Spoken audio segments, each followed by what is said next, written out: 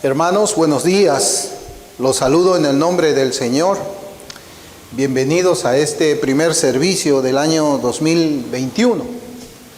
Vamos a comenzar nuestra escuela dominical.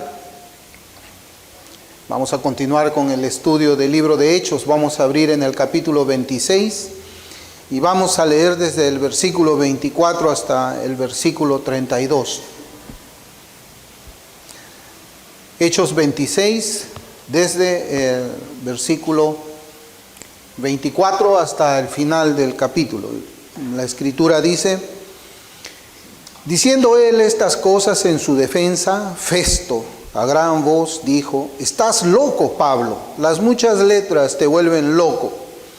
Mas él dijo: no estoy loco, excelentísimo Festo, sino que hablo palabras de verdad y de cordura. Pues el rey sabe estas cosas, delante de quien también hablo con toda confianza. Porque no pienso que ignoran nada de esto, pues no se ha hecho esto en algún rincón. ¿Crees, oh rey Agripa, a los profetas? Yo sé que crees. Entonces Agripa dijo a Pablo: por poco me persuades a ser cristiano. Y Pablo dijo: quisiera a Dios que por poco o por mucho, no solamente tú, sino también todos los que hoy me oyen, fueseis hechos tales cual yo soy, excepto estas cadenas. Cuando había dicho estas cosas, se levantó el rey y el gobernador y Berenice, y los que se habían sentado con ellos. Y cuando se retiraron aparte, hablaban entre sí, diciendo: ninguna cosa digna de muerte ni de prisión ha hecho este hombre. Y Agripa dijo a Festo: ¿podía este hombre ser puesto en libertad si no hubiera apelado a César? Que el Señor bendiga su palabra, hermanos, y nos encontramos ya viendo esta parte de la defensa de Pablo delante de las autoridades romanas. Esta porción de la Escritura que vamos a examinar para nuestra escuela dominical es una porción bastante interesante, hermanos. Es interesante porque vamos a ir desarrollando cómo es que hay dos hombres, Pablo y Agripa y su esposa Berenice, que tienen un mismo medio de comunicación, que son las Escrituras. Ambos conocían las Escrituras. Se podría decir que Agripa era un judío practicante igual que su esposa. Pablo también había sido un judío practicante. Y por otro lado encontramos a Festo, que hemos leído ahí su palabra, y yo pienso de que este estudio, cuando nosotros lo escarbamos como debemos de escarbarlo con la ayuda del Espíritu Santo, podemos recoger muchas enseñanzas para nuestras vidas, más aún en este tiempo, en este año 2021, que no va a ser mejor que el año pasado, ni siquiera va a ser igual, sino por el contrario, yo pienso que va a ser un año peor. Yo observo la iglesia que viene en un declive tremendo, hermanos. Es un declive tremendo en la iglesia profesante. Es una iglesia que ya no se observa con el poder con que antes podíamos quizás verla en los siglos XIX, los siglos XVIII, los siglos XVII, cuando comenzó la Reforma, sino que a partir de ahí hemos podido experimentar un cristianismo que ha venido descendiendo y descendiendo, y de ahí a esta parte, hermanos, ya en el año 2021 parece que el carro, como diría Spurgeon en sus días, pues ya no tiene frenos. El descenso es inevitable y va a terminar siendo el golpe muy doloroso. Por eso es que es importante que nosotros busquemos en la Escritura la sabiduría de Dios para nuestros tiempos. Que no lo hagamos de una manera superficial, no leer la Escritura simplemente por cumplir un deber cristiano, sino buscar en la Escritura de todo corazón el consejo del Señor para nuestra iglesia, para nuestras vidas. Porque créanme que es la palabra del Señor la que nos va a mantener en la roca.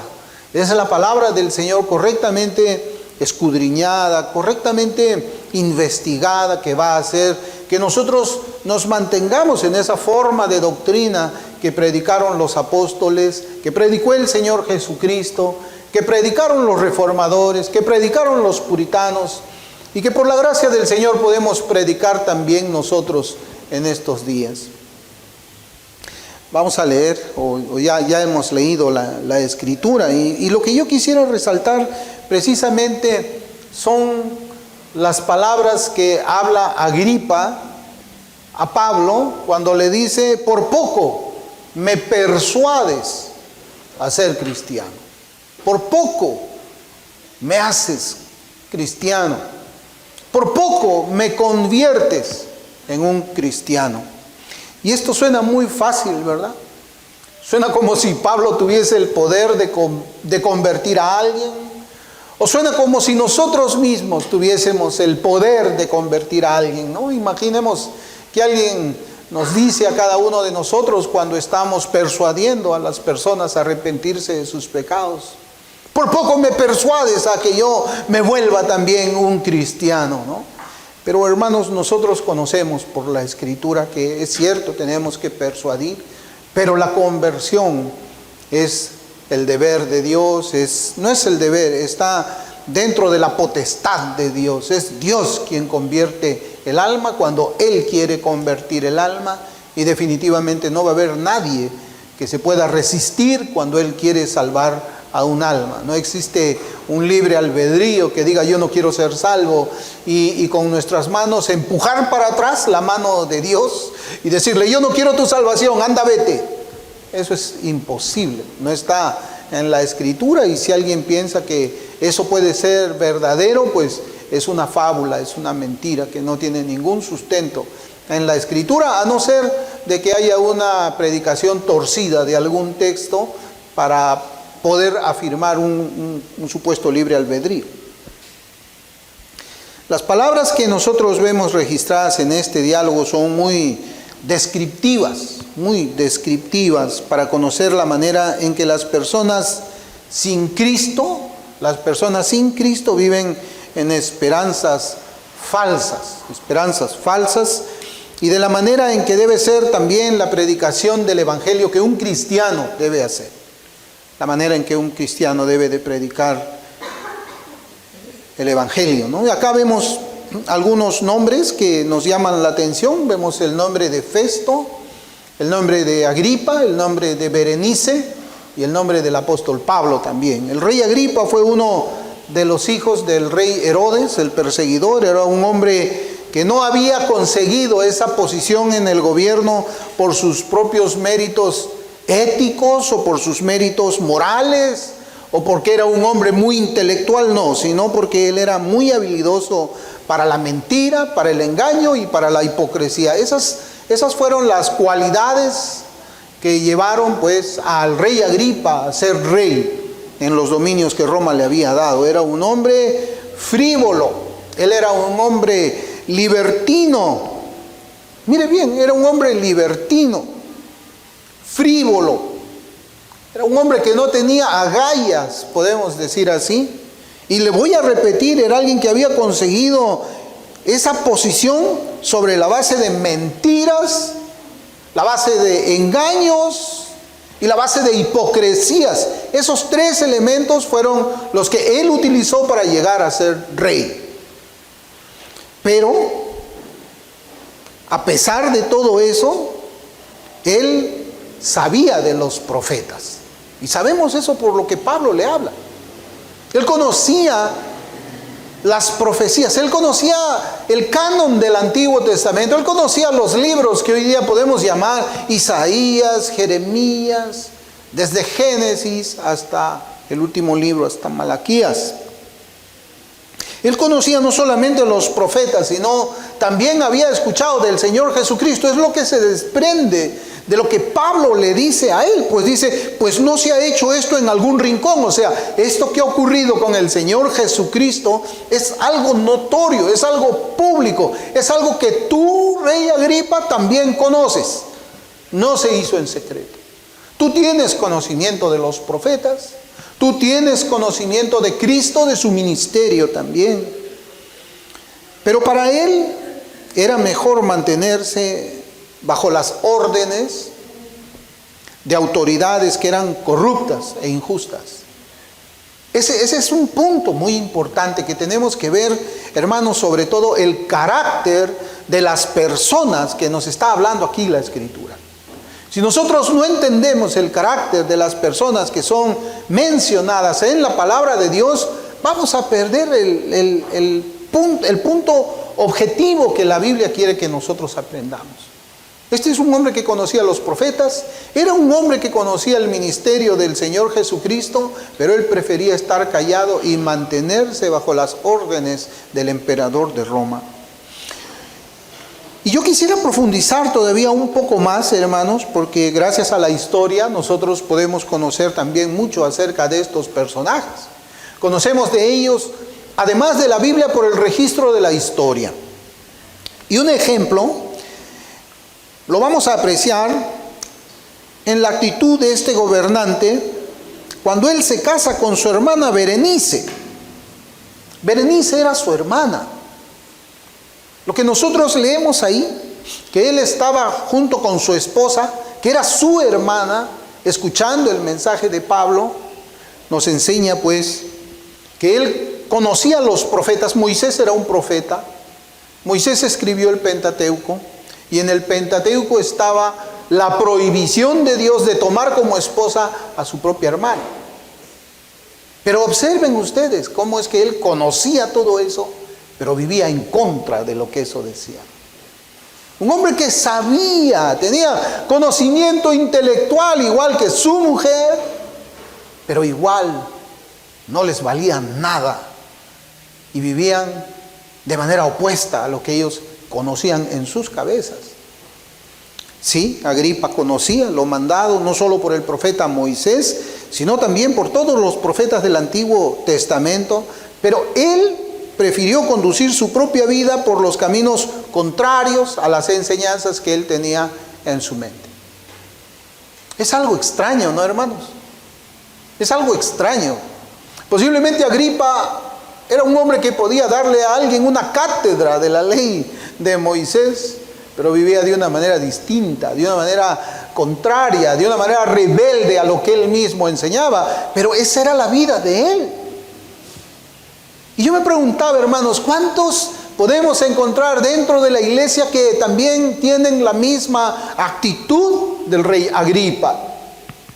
Que dicen, esto está prohibido por la palabra del Señor, yo te voy a hacer una exposición de los 10 mandamientos, pero su vida es una vida de quebrantamiento de eso que él enseña, de eso que él conoce, de eso que él sabe. Por eso yo les decía, es importante que nosotros lleguemos a profundizar, a cavar un poco más en todos estos textos. Porque cada uno de estos personajes nos va a traer a nosotros una enseñanza que debe confrontar también la vida de cada uno de los que estamos aquí. Agripa había pues tomado a su hermana en matrimonio y el nombre de ella era Berenice, de la que nosotros vemos acá. Y sobre Berenice, hermanos, yo les había mencionado que la historia también nos enseña acerca de estos personajes. Y sería interesante ir a la historia para ver cómo es que la historia habla de ellos y lo confrontamos con el relato de la Escritura también. Yo quisiera citar al historiador Flavio Josefo. Deben haber escuchado de quién era Flavio Josefo. Él escribió La Guerra de los Judíos. Él es un hombre, o fue un hombre muy conocido, es un historiador reconocido. Y él menciona el papel protagónico, mire, que tuvo Berenice, la hermana de Agripa, en la gran rebelión de los judíos en el año 66. Mire cómo escribe él de Berenice, comienzo la cita. Sin embargo, la hermana de Agripa, Berenice, que estaba en Jerusalén, presenció con la más viva emoción los ultrajes de los soldados y constantemente envió a sus comandantes de caballería y guardaespaldas a Floro para implorarle que pusiera fin a la matanza. Pero él, sin tener en cuenta ni el número de muertos, ni el elevado rango de su suplicante, sino solo el beneficio del botín, hizo oídos sordos a sus oraciones. La furia loca de los soldados incluso se descargó sobre la reina, No solo torturaron y mataron a sus prisioneros ante sus ojos, sino que también la habrían matado a ella si no se hubiera apresurado a refugiarse en el palacio donde pasó la noche rodeada de guardias, temiendo un ataque de las tropas. Este historiador nos habla cuál fue la actitud en la gran rebelión que tuvo Berenice en el año 66 después de Cristo, cuando un general romano, Floro, comenzó a atacar a Israel, porque Israel se había rebelado. Y nos narra cómo es que fueron sangrientos estos soldados romanos. Ellos en su tiempo eran máquinas de matar, y mataban a los judíos, y mataban a los judíos. Y fue tanta la matanza que Berenice intercedió por los judíos, para que este general detenga la matanza. Vaya, esto nos puede hacer recordar quizás a Esther, a la reina Esther, que también intercedió por el pueblo judío delante del rey Asuero. Hermanos, pero hay una diferencia enorme entre Esther y Berenice. Berenice estaba con su hermano en contra de la ley de Moisés. Ella era una mujer que estaba en un pecado no arrepentido, y Esther no era así. Sin embargo, la actitud de Esther, a pesar de que era una pecadora que no se había arrepentido de sus pecados, tenía una actitud noble, podemos decir, una actitud altruista, una actitud buena que tal vez si algún cristiano está pasando por ahí y la mira interceder por el pueblo judío, podría decir: wow, esta persona, esta mujer, cuán piadosa es, cómo arriesga su propia vida para defender a los judíos que estaban siendo masacrados en el templo. Pero la actitud de ellas no nace de un corazón regenerado. La actitud de ella es simplemente un corazón de un incrédulo que puede tener pena porque se mata a los delfines en la playa. No era una actitud verdadera de bondad, porque toda persona que puede tener apariencia de bondad sin Cristo es mentira, es hipocresía, es pecado. Aún las buenas obras de aquellos que están sin Cristo son contadas como pecado delante de Dios, porque no se hacen para la gloria de Dios. En ese corto relato se observa pues el valor, la indignación y el valor por la consecuencia del ataque de los soldados romanos a los judíos en la rebelión de aquella fecha. Pero hermanos, yo quisiera que leamos un poco más a Flavio Josefo. Porque la hermana de Agripa, Berenice, visitó Jerusalén en aquella misma oportunidad por el siguiente motivo. Ella estaba allí por un motivo. Y Flavio Josefo lo dice seguidamente, y comienzo la cita. Ella, Berenice, estaba visitando Jerusalén para cumplir un voto a Dios. Porque es costumbre que los que padecen enfermedad u otra aflicción hagan voto de abstenerse de vino y de afeitarse la cabeza durante los 30 días anteriores a aquel en que deben ofrecer sacrificios. Berenice estaba entonces en estos ritos, y ella se presentaba descalza ante el tribunal y suplicaba a Floro sin que se le mostrara ningún respeto, y aún con peligro de su vida. ¿Cómo se llama el voto que estaba cumpliendo Berenice? ¿Cómo se llama el voto que ella estaba cumpliendo en el templo del Señor, de abstenerse de vino y raparse la cabeza? ¿Cómo se llama eso? El voto nazareo. El voto nazareo se llama. Ese voto mismo que Pablo hizo a sus amigos y los llevó al templo.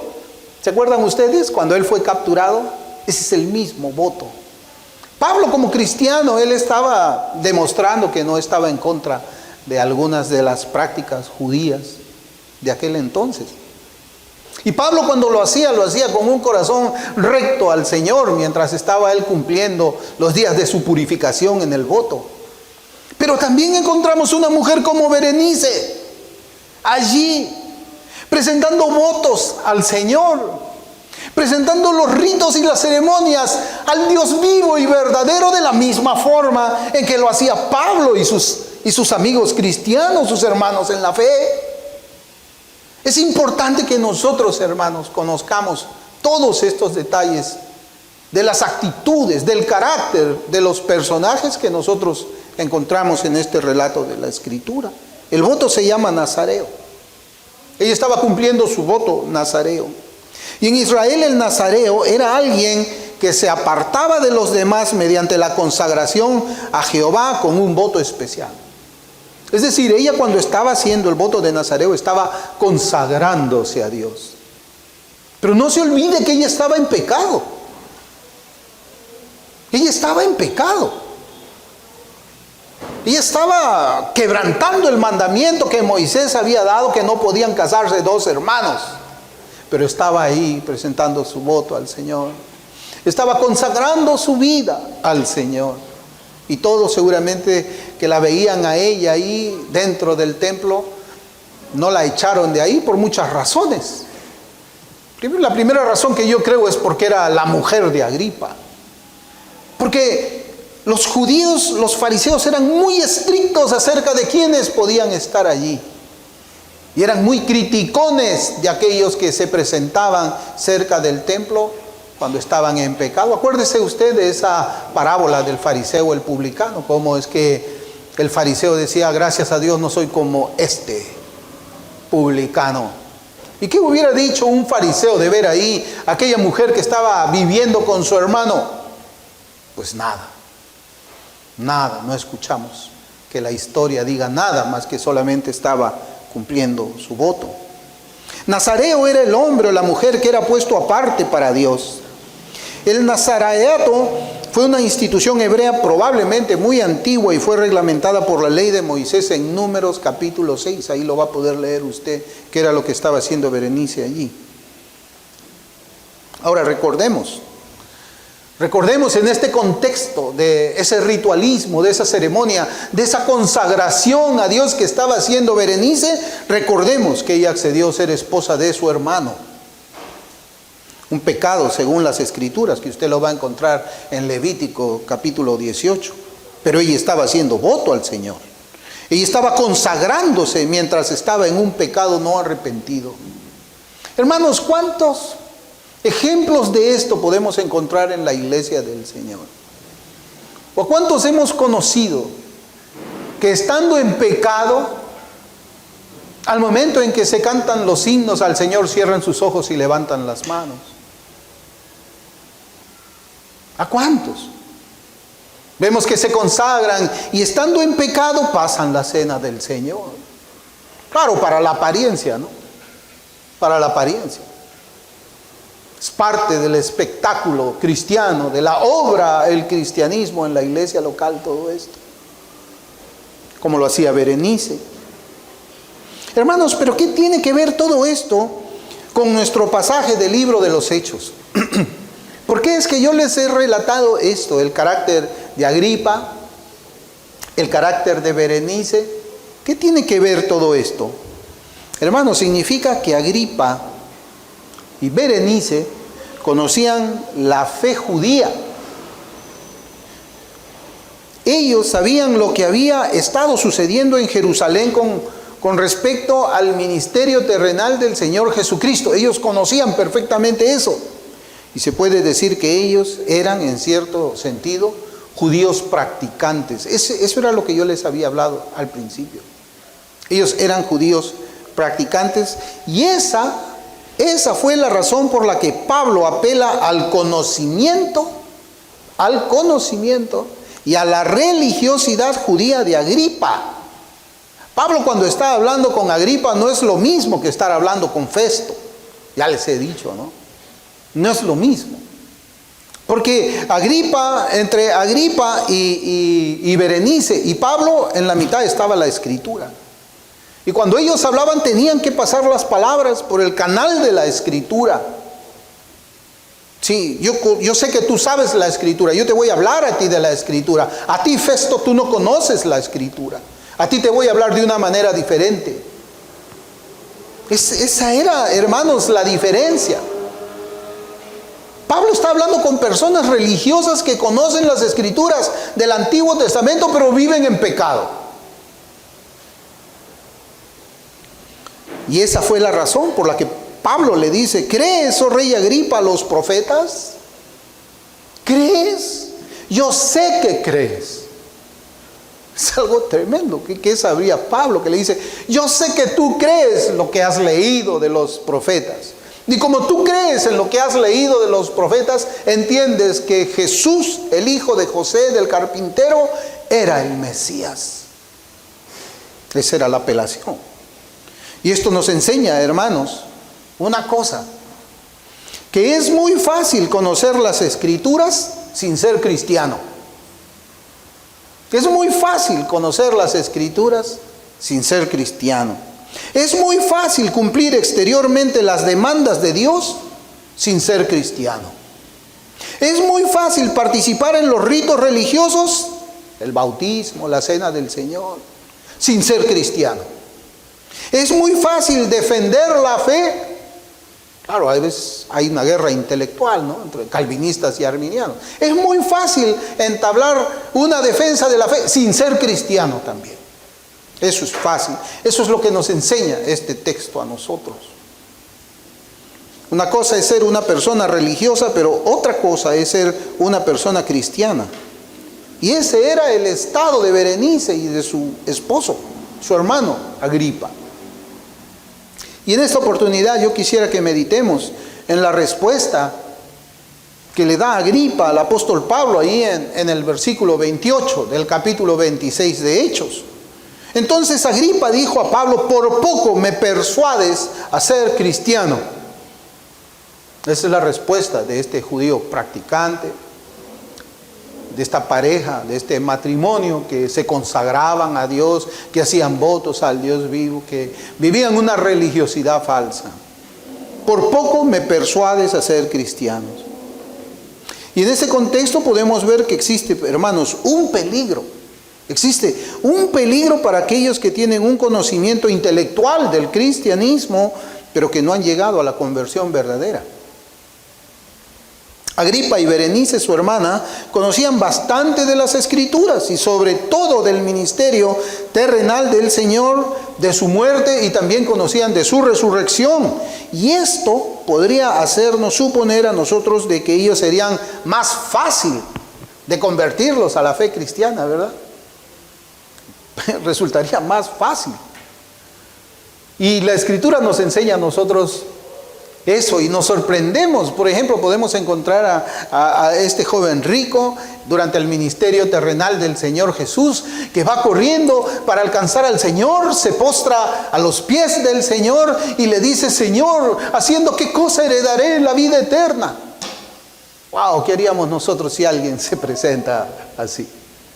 Hermano, dime cómo es que puedo ser salvo, por favor, indícame, enséñame.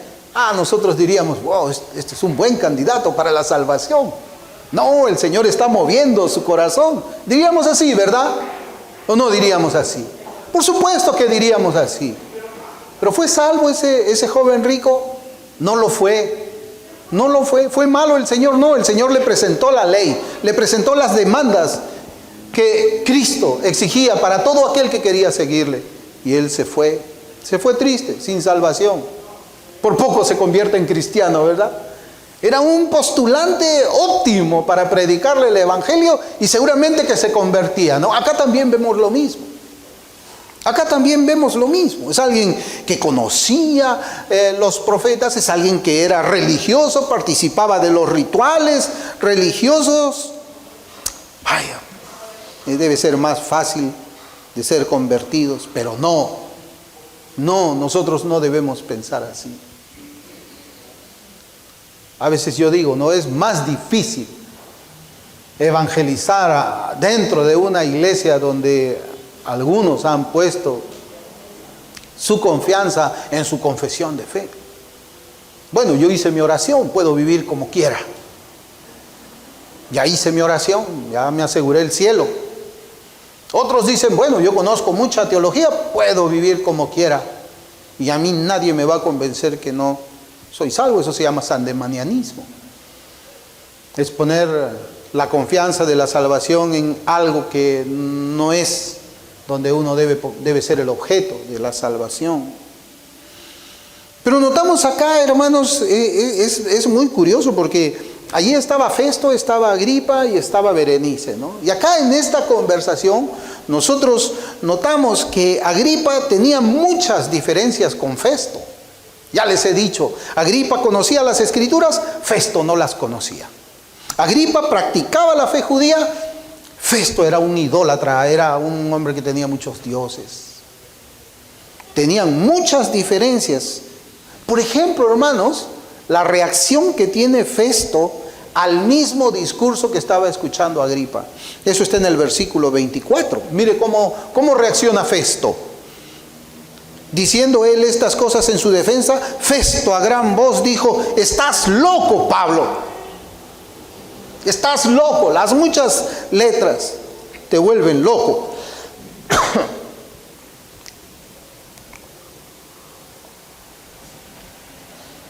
¿Y por qué Festo dice esto? ¿Por qué él reacciona de esta manera? ¿Por qué lo trata de loco a Pablo? ¿Y por qué Agripa no lo trata de loco? Porque eran diferentes. En el pensamiento de Festo, hablar de un hombre que muere y luego resucita es ¿qué cosa? Es una necedad absoluta. Es una cosa de lunáticos. Y ese discurso debe ser despreciado inmediatamente. Eso es lo que estaba en la cabeza de Festo. Pero para Agripa,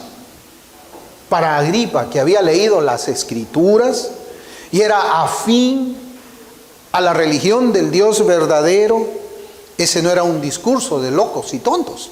Agripa no reacciona así. Agripa no dice: tienes razón, Festo, este hombre está loco. No.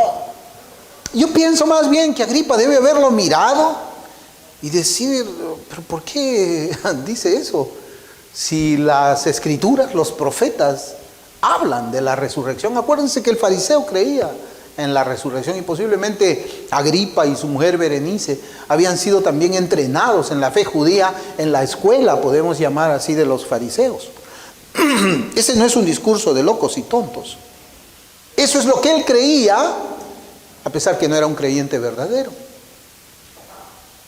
Por eso yo les digo, hay similitudes y hay diferencias, ¿no? Él no creía que era imposible la resurrección de los muertos.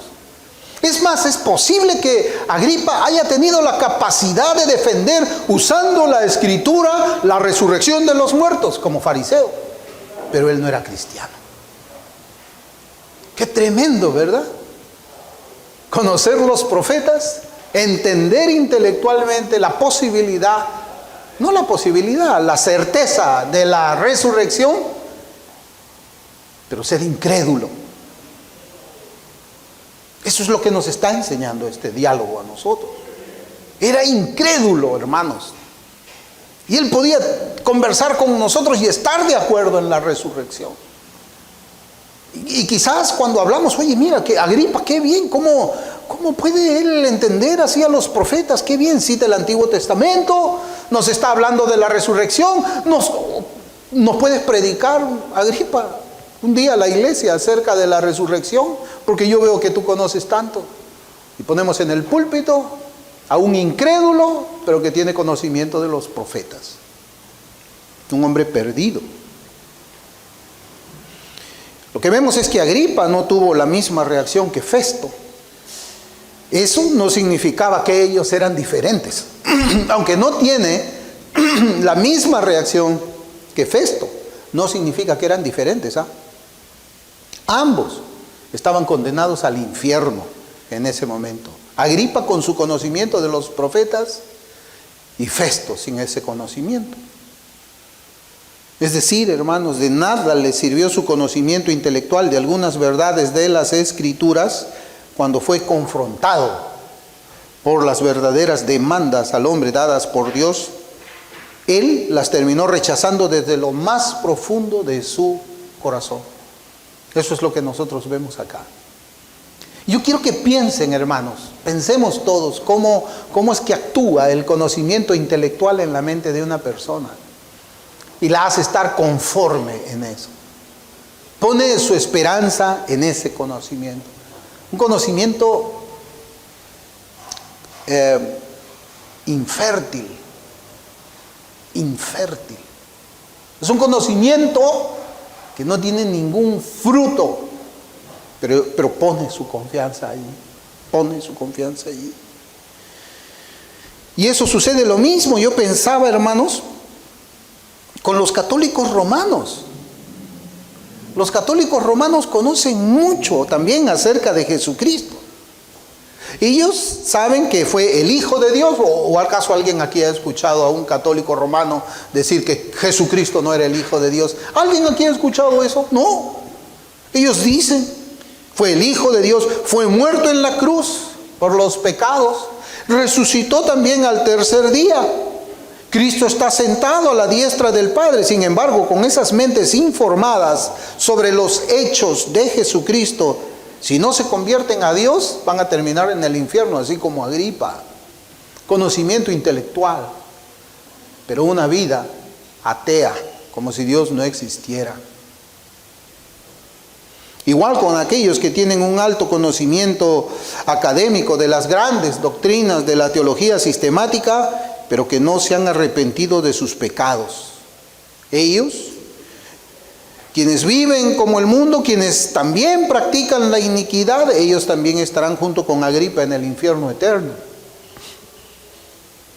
Por eso, hermanos, a mí, ¿saben? Nunca me ha impresionado cuando se han acercado, y se han acercado. Pastor, yo he leído este libro, yo he leído este libro, yo he leído, y han leído mucho. Pero uno tiene que mirar el fruto, ¿no? Su vida. Su vida. ¿Cómo es tu vida? ¿Cómo es tu vida de oración? ¿Cómo es tu vida de lectura de la palabra? ¿Cómo es tu vida en tu trabajo? ¿Cómo es tu manera de actuar? ¿Qué piensas tú respecto a la santidad? ¿Cómo te enfrentas tú al mundo? ¿Qué es lo que el mundo piensa de ti? También es bueno saber eso. Es bueno preguntar qué cosa es lo que el mundo piensa de ti. Lo que les quiero decir, hermanos, es de que este texto a nosotros nos enseña de que el conocimiento nos salva. Cristo salva. Cristo salva, santifica, y Cristo cambia a los pecadores en santos. Eso es la fe cristiana. Y el conocimiento superficial es, hermanos, como yo les digo, es el peor enemigo del conocimiento verdadero. Es el peor enemigo. El enemigo de las almas no se inquieta por esta clase de conocimiento intelectual, porque eso no los arranca de sus manos. A Satanás no le interesa de que una persona conozca mucha teología, que se lea muchos libros cristianos, que lea su Biblia toda la vida, pero con tal de que sea de Él, que viva en las tinieblas.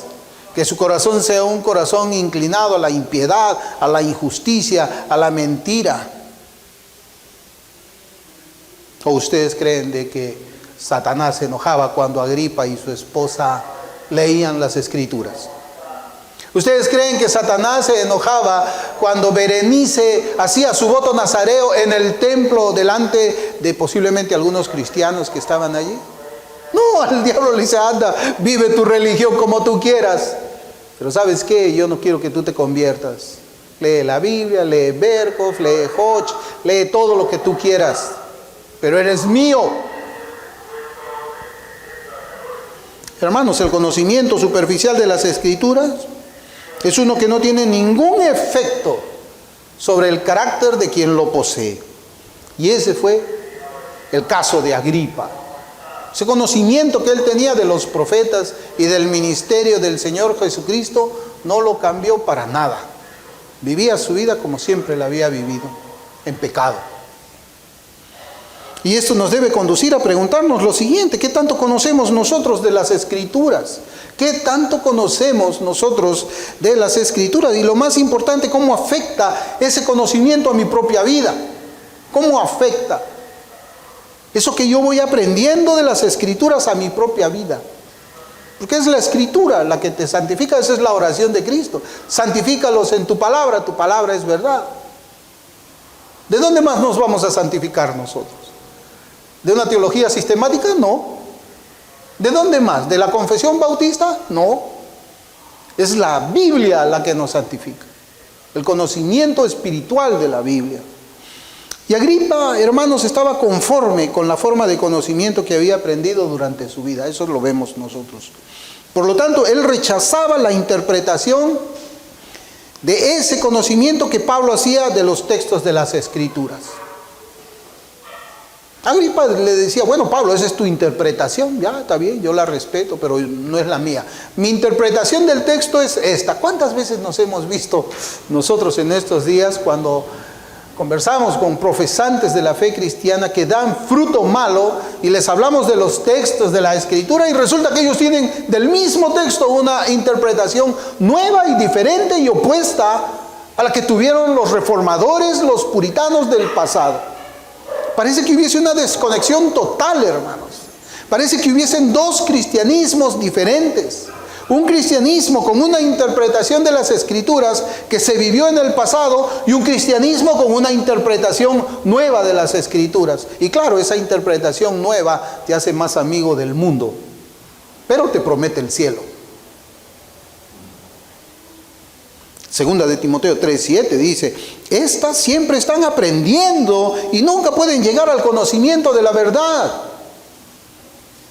Y así vemos a muchos, están aprendiendo, me he leído esto, pero nunca llegan al conocimiento de la verdad, porque el día que ellos conocieran la verdad, realmente sus vidas van a ser transformadas. Aprenden, me he leído este libro, esta semana me he leído esto, pero los vemos, su conocimiento es una curva que va hacia arriba, pero su vida es una curva que va hacia abajo. Es raro, ¿verdad? Y de este versículo de 2 de Timoteo 3:7, Albert Barnes comenta en los siguientes términos, quiero compartirle. Dice, pueden aprender muchas cosas, pero no aprenden la verdadera naturaleza de la religión. Hay muchas personas así en el mundo que por mucho que le presten atención a la religión, nunca comprenden su naturaleza. Muchos obtienen un conocimiento especulativo de las doctrinas del cristianismo, pero nunca se familiarizan con el sistema de manera salvadora. Muchos estudian la constitución y el gobierno de la iglesia, pero siguen siendo ajenos a la piedad práctica. Muchos se familiarizan con las diversas teorías filosóficas de la religión, pero nunca llegan a conocer verdaderamente lo que es la religión. Y muchos abrazan teorías visionarias, quienes nunca muestran que están influenciados por el espíritu del Evangelio.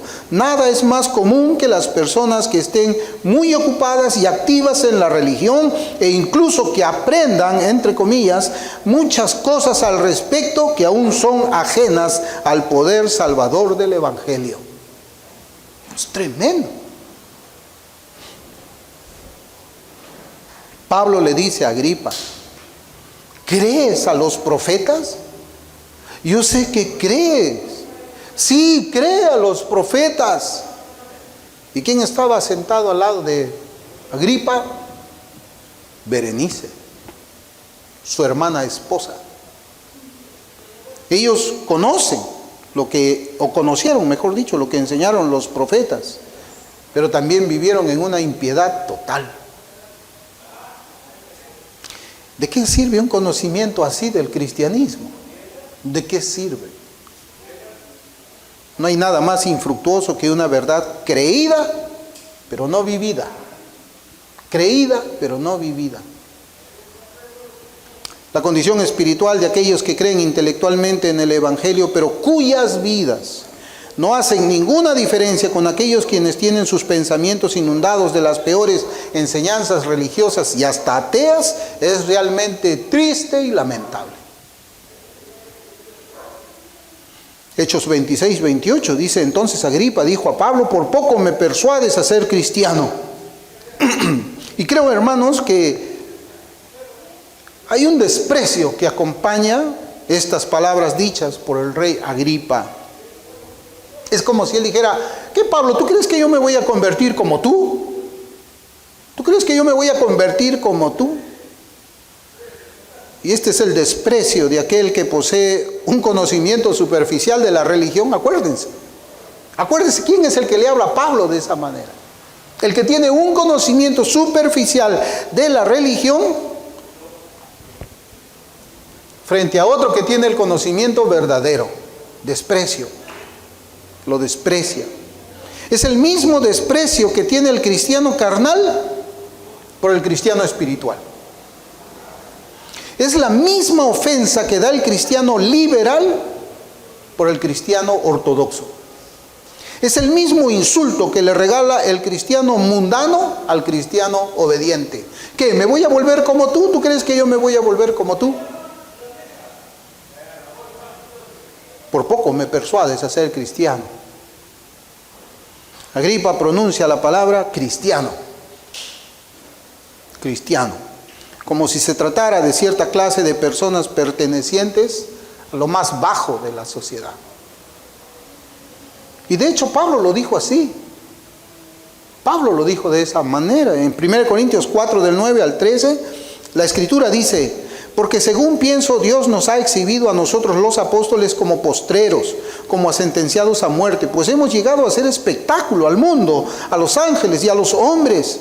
Nosotros somos insensatos por amor de Cristo, mas vosotros prudentes en Cristo. Nosotros débiles, mas vosotros fuertes.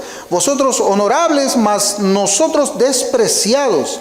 Hasta esta hora padecemos hambre, tenemos sed, estamos desnudos, somos abofeteados y no tenemos morada fija. Nos fatigamos trabajando con nuestras propias manos, nos maldicen y bendecimos. Padecemos persecución y la soportamos. Nos difaman y rogamos. Hemos venido a ser hasta ahora como la escoria del mundo, el desecho de todos. Claro, para Agripa, Pablo era la escoria del mundo. Para Berenice, Pablo era el desecho de todos. Agripa conocía todo esto y no tenía el corazón dispuesto para renunciar a su corona, para ser considerado como la escoria del mundo. Agripa no iba a renunciar a su pompa para convertirse en el desecho de todos. No lo iba a hacer. No lo iba a hacer. Agripa estaba dispuesto a llegar solamente hasta el límite de un conocimiento superficial de la religión, porque ir más allá significaba perder mucho de lo que él amaba. Y así hay cristianos hoy día que no van más allá para no perder lo que a ellos les gusta, el mundo, las cosas que están en el mundo, las cosas que agradan a la carne. Ellos dicen: no, yo hasta acá nomás, yo no me voy a santificar más, yo no voy a ser como tú. ¿Por qué será? Ser cristiano significaba eso, hermanos. Y debe significar hoy día eso también. No hay ninguna razón para cambiar. Los tiempos son más malos que los de antes. Hoy vivimos tiempos más difíciles. Y con mayor razón un cristiano debería ser en estos días. Si en el tiempo de Pablo era la escoria del mundo, con mayor razón en estos días debemos ser más que escoria para el mundo. Más que desecho para el mundo. Cristiano. Ese es el nombre que se le dio a aquellos que seguían al Cristo resucitado en Hechos 11:26, y se congregaron allí todo un año con la iglesia y enseñaron a mucha gente, y a los discípulos se les llamó cristianos por primera vez en Antioquía. Hoy día cualquiera puede llamarse cristiano y ser aceptado por el mundo impío. Es más, puede ser bien recibido hasta por los marxistas ateos, cristianos. Para ellos, para el mundo, ya esta clase de cristianismo, ellos no son la escoria, ellos son amigos. Son amigos. El cristianismo pone a los cristianos bajo las mismas condiciones de obediencia frente a Dios. Eso es algo, hermanos, que no podemos dejar de pasar por alto. Todo cristiano está sometido a Cristo como Señor. Es lo que dice la Escritura. Lea Romanos 6. Y viniste a ser siervos de la justicia, esclavos de Cristo. Algunos se llaman esclavos de Cristo también, pero no son esclavos porque no le obedecen, o le obedecen hasta un límite, nada más. Todos estamos bajo las mismas condiciones de obediencia frente a Dios, tanto el cristiano rico como el cristiano pobre, tanto el cristiano académico como el cristiano analfabeto, tanto el hermano varón como la hermana mujer, todos. Así como hemos sido salvados iguales todos estamos bajo la esclavitud de Cristo. Y la obediencia pues es el resultado de la obra sobrenatural de Dios. Nosotros obedecemos porque Dios ha hecho algo en nosotros. Dios ha hecho algo en nosotros. No es que, ya me volví cristiano, a ver, enséñame el manual, lo que debo hacer y lo que no debo hacer. No es así. Dios hizo algo en nuestro corazón para que de manera natural, alegre y voluntaria obedezcamos al Señor. Así, hermanos, yo siempre pongo este ejemplo cuando hablo de la obediencia, ¿no? No es que yo quiera imponer cargas. No, acá está todo lo que tienes que obedecer, tú y yo. Tú y yo. Podemos leer el mismo pasaje y deberíamos llegar a la misma conclusión. ¿Por qué? Porque Dios ha hecho la misma cirugía espiritual en el corazón de cada uno de los que han sido salvados, de tal manera de que cada uno sabe que tiene que caminar en obediencia. Para mí es algo tremendo, hermanos, cómo Dios ha creado la naturaleza, cómo ha creado, por ejemplo, las tortugas marinas, ¿no? Ustedes saben de que sale la tortuga hembra, se va lejos de la playa, pone sus huevos y ella se regresa al mar. Luego, cuando comienzan a nacer las tortuguitas, yo pregunto, ¿cómo saben ellas la dirección que tienen que caminar? ¿Cómo? Si están arrastradas en el piso. No se pueden poner de pie y decir, a ver, ¿dónde está el mar para ir, para caminar? ¿Dónde está? Está por allá, ya lo veo, vamos. No, instintivamente ellas caminan hacia el mar. ¿Por qué? De la misma manera como un cristiano camina instintivamente por el camino ancho. Por el camino angosto, por el camino de la santidad, por el camino de la justicia. ¿Eso dónde está? Está en la Escritura, Ezequiel 36, 26 y 27. Ahí dice, os daré corazón nuevo y pondré espíritu nuevo dentro de vosotros y quitaré de vuestra carne el corazón de piedra y os daré un corazón de carne. Mire cómo dice el 27. Y pondré dentro de vosotros mi espíritu. Paso 1, pondré dentro de vosotros mi espíritu. Y haré, o sea, Dios hace, Él dice, y yo haré, yo, Jehová de los ejércitos, Cristo, yo haré que andéis en mis estatutos y guardéis mis preceptos y los pongáis por obra. Así que cuando nosotros obedecemos porque el Señor está haciendo esa obra en cada uno de los que Él ha redimido. Así es. Y si alguien dice, yo no quiero obedecer, bueno, no encajas acá en Ezequiel 36, 26, 27. ¿No será que no eres cristiano? Si no quieres obedecer, ¿qué pasa? Yo no te voy a obligar a que obedezcas. Eso es una locura. Yo no te voy a decir, tienes que orar.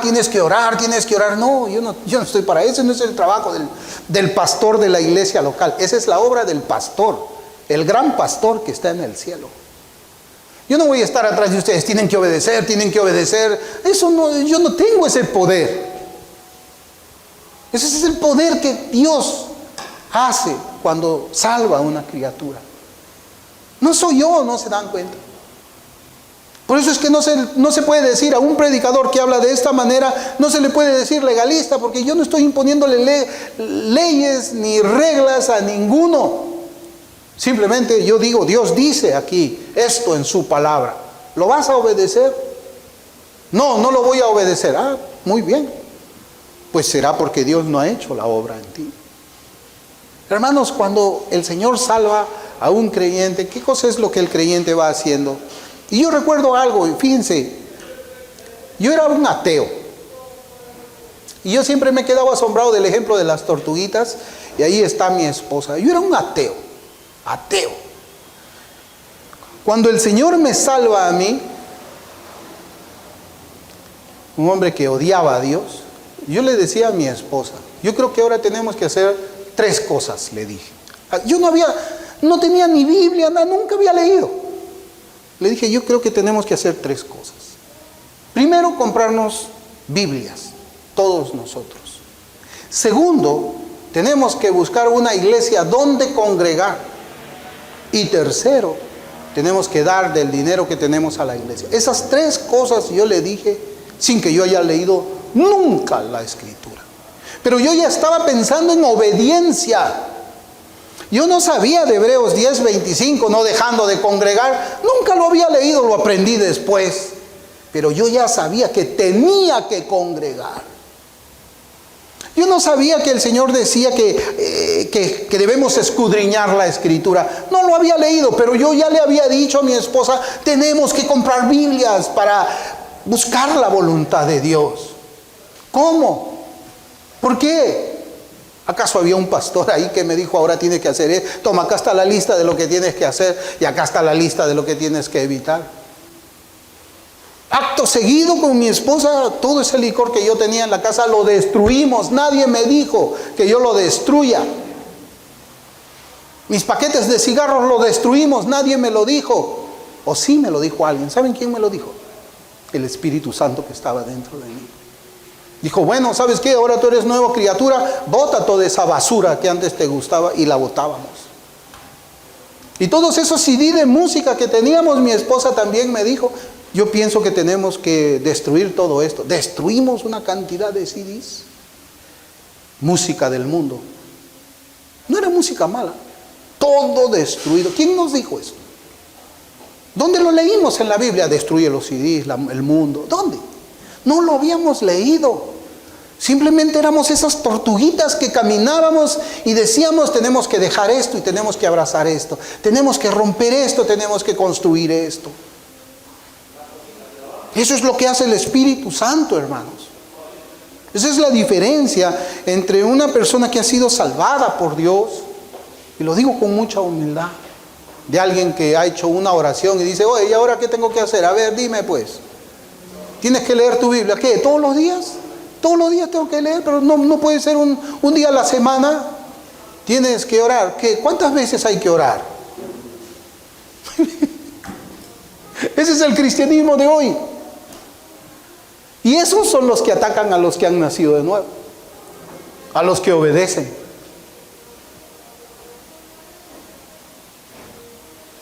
Pondré dentro de vosotros mi espíritu, y yo haré que andéis en mis estatutos y guardéis mis preceptos y los pongáis por obra.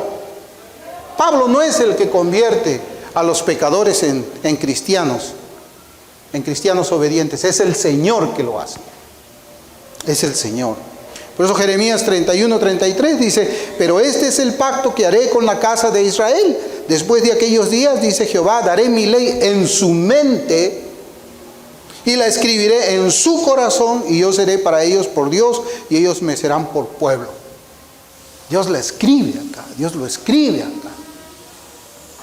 Como esas tortuguitas caminas, tú no sabes cuántas cuadras está la playa, no la ves, pero tú sabes de que vas, allá está, tú sabes. Tu instinto te va a llevar allá. Dios no hace acepción de personas, así dice la Escritura. Dios no hace acepción de personas. A todos los que salva le hace la misma operación que leemos en Ezequiel 36, 26 y 27. Él no hace acepción de personas. A todos sus redimidos le hace la misma operación. Y todos actúan igualitos. Algunos en mayor grado se santifican, otros en menor grado, como las tortuguitas. Unas van adelante más rápido, otras van más despacio. Pero van, caminan hacia el lugar donde tienen que ir. Todos los cristianos tenemos un único Salvador, hermanos. Todos somos salvados de la misma manera. Todos somos santificados de la misma manera y todos somos obedientes de la misma manera. Lo que yo veo acá es que el orgullo de Agripa lo dejó, el orgullo de Agripa de no convertirse en cristiano. Yo no me voy a convertir en como tú eres. Ese orgullo lo dejó en la religiosidad intelectual que era aceptable por la gran mayoría. Pero no era el cristianismo verdadero. Y todos padeceremos de la misma manera también. Esa es la marca del creyente genuino. Es como si Agripa le hubiese dicho a Pablo, y con esto termino, voy a hacer una paráfrasis del versículo 28 de Hechos 26.